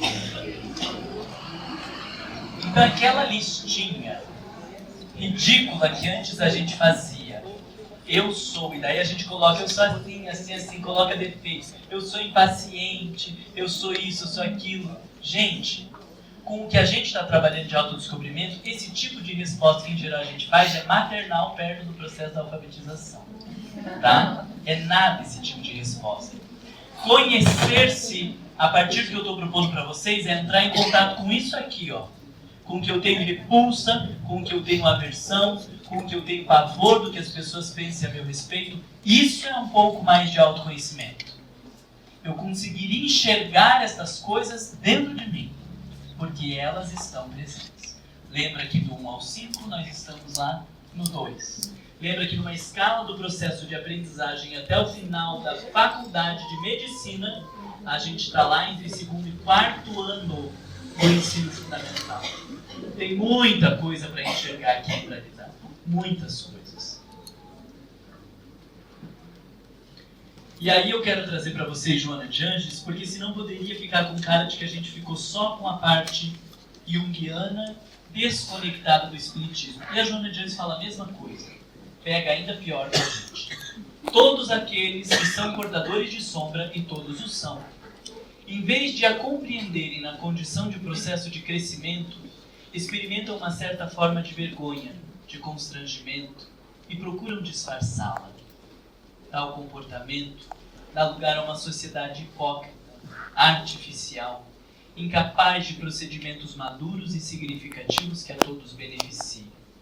O ser mais hábil no disfarce é sempre o mais homenageado e querido, produzindo-lhe maior soma de conflito, porque se vê obrigado a continuar a parecer aquilo que realmente não é. Nós trabalhamos muito para ser este sujeito homenageado e querido. E não pense que o oposto também é bonito, porque tem pessoas que trabalham para ser odiadas, para serem mal vistas, fazem questão de sempre contrapor, de sempre questionar, de sempre brigar. Isso também esconde o lado sombrio. Existe o sujeito frágil, dócil, que ele também tem medo de entrar em contato. Todos nós escondemos a polaridade inversa na sombra daquilo que a gente mostra. Todos nós. E o interessante é que o que ela está nos dizendo é que por não termos coragem de entrar em contato com a nossa sombra, nós criamos uma sociedade hipócrita, artificial e incapaz de procedimentos maduros e significativos. Maturidade não tem a ver com conseguir esconder o lado sombrio. Maturidade é o oposto. É conseguir entrar em contato com o lado sombrio. Eu não preciso sair falando para todo mundo das minhas sombras, mas não posso escondê-las de mim mesmo. Pessoas inexperientes, quando se dão conta dos opostos no seu mundo interior, afligem-se desnecessariamente, formulando conceitos indevidos e punitivos, como se as manifestações do inconsciente signifiquem inferioridade, promiscuidade, dando origem a culpas injustificáveis pelo fato de existir. Joana está dizendo, gente, nós somos o que somos. Não precisa se envergonhar, não precisa se culpar, se punir, está todo mundo no mesmo barco. Eu brinco que eu gostaria de fazer terapia em grupo, mas em Curitiba não vai para frente, porque a gente frequenta os mesmos lugares, né? Então as pessoas já se constrangem um de encontrar o outro na recepção, às vezes. Imagina todo mundo no grupo, falando dos seus defeitos, mas ia ser o melhor tratamento, porque aí eu vou descobrir que aquilo que eu me envergonho, que eu não consigo lidar, o outro vive muito parecido, e o outro muito parecido, e os nossos temas são muito parecidos uns dos outros. Mas como eu escondo de todo mundo e de mim mesmo, e ela esconde, ele esconde, todo mundo esconde, Nós vivemos com a sensação de que ninguém tem. Porque assim como eu olho para eles e não imagino os problemas que eles têm, por eu alimentar estas carapaças, eles também olham para mim e não imaginam os problemas que eu tenho. Essa palhaçada do Facebook. A gente posta os momentos de alegria, de felicidade. A tua vida está uma tragédia e você está lá postando alegria e felicidade. Só que você não lembra que você está mentindo para os outros. Quando você olha os outros postando alegria e felicidade, você acha que eles estão nos momentos de alegria e felicidade. E que eles não têm os momentos de tristeza, porque só você que é o falsário. E você caiu no próprio engodo. Porque você alimenta uma coisa e os outros também alimentam. E aí tem os dark, né? Daí só posta o negativo, a tragédia. Não, também nem um nem outro, né? Primeiro que não precisava ficar expondo desse jeito, né? Não vamos começar a falar do Facebook agora. Não vou perder meu foco. Esse aqui eu vou ter que ler para vocês, gente. Eu vou ler. Olha aqui para mim. Que eu vou ler. Mas é um caso muito interessante de uma pessoa que conseguiu fazer um contato profundo com a sua sombra. Lindíssimo, lindíssimo, lindíssimo. E eu queria trazer para vocês aqui toda a perturbação que é entrar em contato com a sombra, para vocês entenderem quando eu digo que fazer listinha, eu sou impaciente, eu sou isso, eu sou aquilo, e a gente faz essas listinhas, para vocês entenderem que isso não tem nada a ver com a sombra. A sombra é muito pior do que isso que a gente consegue listar. Eu quero ler para vocês essa descrição de um contato com a sombra, para vocês entenderem de verdade o que é contato com a sombra e também o benefício que o contato com a sombra produz. Vamos olhar aqui. Creio que aquele sentimento de desestruturação de toda a minha vida está piorando. Ela achou que estava ruim, ficou muito pior. Como se tudo que sempre acreditei não valesse mais. Valores, crenças, objetivos, entre outros. Como se uma pecinha do meu castelo de madeira tivesse sido arrancada. Colocar de novo, como se nada tivesse acontecido? Difícil neste momento, mas tentador. Construir diferente, talvez exija mudar toda a arquitetura. Me pego então deitada diante dele sem fazer nada. Olhos fixos, sem enxergar e sem entender como a peça foi tirada. E talvez sem entender qual peça foi tirada.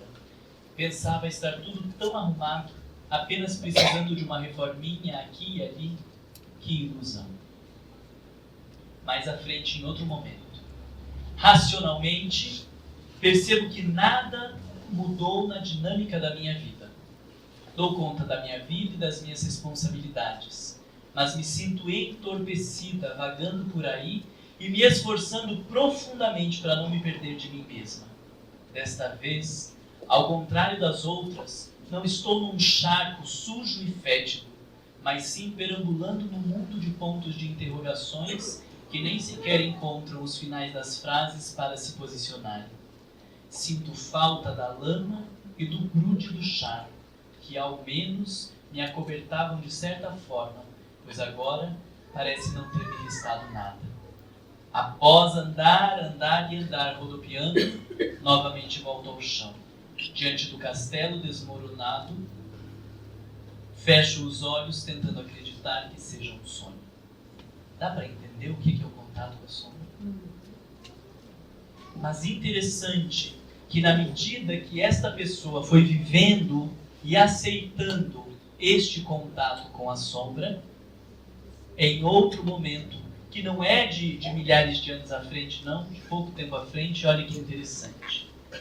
Eu iria dizer que havia achado mágico, mas troquei por curioso.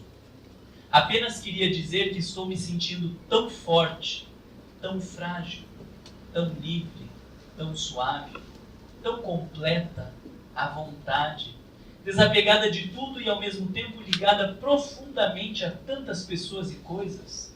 Meus olhos são espelhos d'água, refletindo minha alegria e gratidão por este dia, por todas as descobertas, incertezas, lama, charco, tudo. Esse é o processo do autodescobrimento, aonde em algum momento nós vamos aprendendo a amar tudo isso que existe dentro de nós e conseguimos ficar confortáveis com estas coisas ao ponto de nos tornarmos fortes e completos. Porque isso é a busca da integralidade que nos cabe. Nos sentirmos completos. Não é limpo, não é resolvido, não é depurado, porque a depuração se dará ao longo das milhares de encarnações. O que cabe para hoje não é o limpo. O que cabe para hoje é se sentir inteiro, com tudo que temos de bom e de ruim a nosso próprio respeito. Ainda queria falar para vocês, o autodescobrimento não é uma autorreflexão narcisista do ego, mas sim a iluminação por meio do self. O indivíduo que se acha na medida que se conhece, que acha maravilhoso tudo isso, ele está fazendo um movimento narcísico. O que nós precisamos é sermos irrigados por uma luz divina que existe dentro de nós. Esse divino é que nos faz compreender, não julgar, não condenar, tolerar e respeitar o momento que nós estamos. Porque se não formos capazes, vê se me acompanha, se não formos capazes de respeitar, tolerar e amar tudo isso que nós somos, como que nós vamos conseguir tolerar, respeitar e amar a podridão que existe no outro? Não é possível. Nós só faremos aos outros aquilo que vivemos conosco mesmo. Amar ao próximo como a si mesmo. À medida do que fazemos conosco mesmo. Se não formos capazes de amar as nossas imperfeições, os nossos defeitos, este charco, as coisas supostamente feias, nós não conseguiremos amar de verdade os nossos irmãos. Não conseguiremos respeitar e tolerar as pessoas à nossa volta. A tarefa mais importante neste momento é aprender a se conhecer e amar isso que eu conheço. Porque naturalmente, sem grandes esforços, eu amo o outro. Quando eu reconheço as minhas limitações e a minha precariedade moral, quando eu sei de todas essas coisas que me envergonham e alguém se mostra ou mostra o seu lado vergonhoso, eu não o culpo mais e não o condeno, porque eu sei que eu também tenho, que todo mundo tem, e eu ajo naturalmente com afago, com acolhimento com o outro, na medida que eu consigo me afagar e acolher. E trato o outro sem precisar pensar como tratá-lo. Porque faz parte da minha natureza, porque já aprendi a me amar, me respeitar, compreender e tolerar aquilo que eu sou. E aí, eu queria terminar com essa frase, sobre o ajustamento do anjo com o demônio interiores. Joana de Ângeles, em Busca da Verdade. Não é problema de tradução porque ela psicografa no português. Ajustamento, poderia dizer o silenciamento do demônio interior. Poderia falar a anulação do demônio interior pelo anjo. Poderia falar do equilíbrio que o anjo faz, transforma o demônio. Mas ela não disse nada disso. Ela disse que nós temos um anjo e um demônio interiores. E no nível reencarnatório em que nos encontramos, nós vamos trabalhar para que eles se ajustem. Não estamos trabalhando pela eliminação de nada, apenas pelo ajustamento. No começo da palestra, você já fez a brincadeira de que a gente nunca vai poder responder que se conhece. Se conhece. E o interessante é a nossa postura de sempre tentar evoluir e buscar o conhecer. E agora você informou que a partir do momento que está consciente disso, que eu preciso melhorar os meus defeitos, eu amo meus defeitos e minhas virtudes, e eu me conheço. Eu vou poder um dia me dizer... Eu conheço este aspecto, não o todo. Hoje eu conheço algumas coisas a meu respeito. Mas quando eu achar que eu conheci tudo, eu interrompi o processo.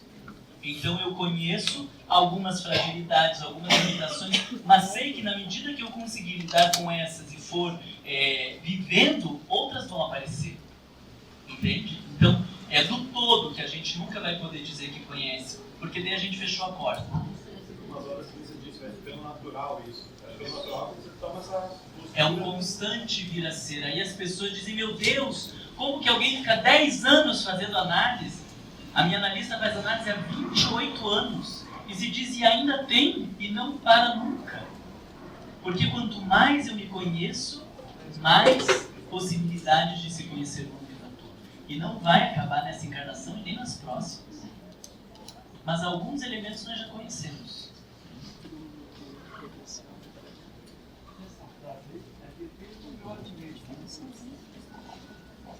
Não, isso aqui não é o alimentar o anjo e o demônio. Eles existem.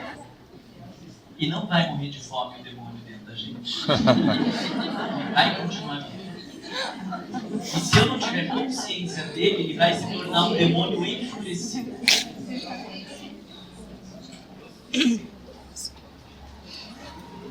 Entendeu? Aquela história lá do qual eu alimento, ela serve para algumas situações, mas não para sombras. Aquilo lá, aquela história, ela serve quando a gente está falando, por exemplo, eu reconheço que eu tenho dificuldades na área da sexualidade, por exemplo. Eu vou cuidar para não estar alimentando isso. Porque se eu ficar vendo pornografia, se eu ficar lendo os romances eróticos todo dia, como que eu vou dar conta da minha sexualidade? Ela vai se perturbar cada vez mais. Esse é o não alimentar. Daquilo que eu já conheço. Mas a sombra precisa ser identificada. Vocês conseguem entender isso assim? Né?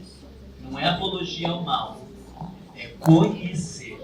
Não é porque eu conheço as questões que eu trago na área da sexualidade que agora ela vai deixar de existir e viver plenamente equilibrada. Mas também não vamos atuar desregradamente. O que eu vou fazer? Vê bem. O que eu vou fazer com este conteúdo sombrio é outra questão. Nós não estamos discutindo isso agora. O que nós estamos discutindo é a necessidade de ter contato. O que eu vou fazer na medida que eu vou conhecendo é outro problema. Não pode. Hã? O que é ajustar? Uma boa pergunta para vocês pensar o mês inteiro. O que é ajustar? O que é ajustar? Né? Achar uma justa medida. Vamos pensando.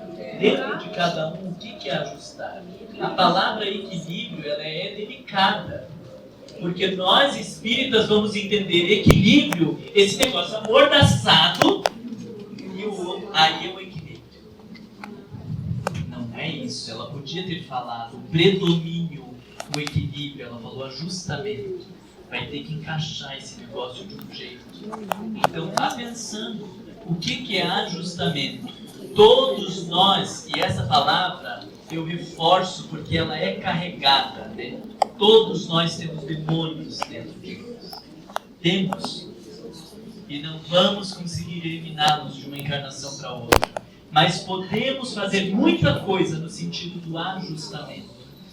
E aí pensando, eu não tive tempo de falar sobre o self, mas queria terminar com essa poesia que fala de um lugar divino que existe dentro de nós, porque se existe o lado demoníaco, também existe o lado divino. E todos eles precisam ser conhecidos. Se nós somos muito piores do que nós imaginamos que somos, nós também somos muito melhores do que nós imaginamos que somos. O ser humano tem uma capacidade de superação que, em geral, nós desconhecemos. Frente a dores, tragédias e dificuldades, em geral, nós nos superamos em muito. E não acreditaríamos que seríamos capazes dessa superação. Então temos o lado demoníaco, mas também temos o lado angelical. E na medida que conhecemos esses dois aspectos, é que nós podemos viver em equilíbrio. Por isso, para encerrar esse nosso encontro, eu quero trazer para vocês a poesia de Rabindranath Tagore, que fala desse lugar divino dentro de nós. Em todo indivíduo existe um recanto imaculado, virgem, inexplorado, silencioso, profundo. Em toda criatura permanece um mundo santo e ignorado, nunca dantes penetrado, aguardando enriquecido de ternura. Ah, no abismo de toda a alma, um rochedo, um lugar, uma ilha, um paraíso, recanto de maravilha a ser descoberto. Em todo o coração se demora um espaço aberto para a aurora, um campo imenso a ser trabalhado, terra de Deus, lugar de sonho, reduto para o futuro. Em toda a vida há lugar para vidas, Como em toda a alegria paira uma suave melancolia prenunciadora de aflição. Há, porém, um lugar em mim, na ilha de meus sentimentos não desvelados, um abismo de espera, um oceano de alegria, um cosmo de fantasia para brindar-te, meu Senhor. Vem, meu amado Rei Senhor, dominar a minha ansiedade, conduzir-me pela estrada da redenção, e toma deste estranho e solitário país, reinando nele e o iluminando com as tuas claridades celestes, para que feliz eu avance até o desfalecer das forças no teu serviço libertador. Vem, meu Rei, ao meu recanto e faze de minha vida um hino de serviço e por ti uma perene canção de amor. Que este trabalho que nós estamos assumindo seja uma empreitada por descobrir os lados sombrios e horrorosos que existem dentro de nós e também por descobrirmos os lugares de amor que habitam. Porque é no equilíbrio destas forças que nós vamos harmonizar as nossas emoções e encontrar um pouco mais de felicidade nesse mundo. Pela atenção de vocês, pelo carinho e pela noite agradável, muito obrigado.